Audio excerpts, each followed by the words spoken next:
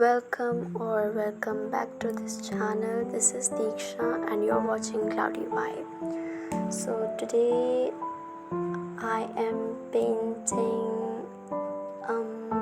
skin tones because I have never tried painting skin tones with acrylic colors, and I don't have oil colors, but sure in future I'll buy them.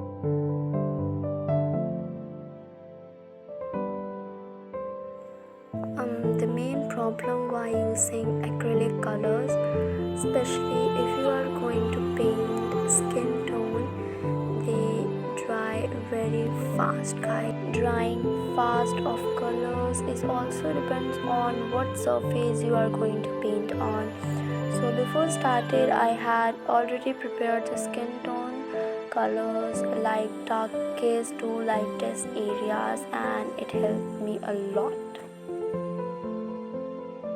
And if you are new to this channel, please subscribe. I really appreciate. And now enjoy the process.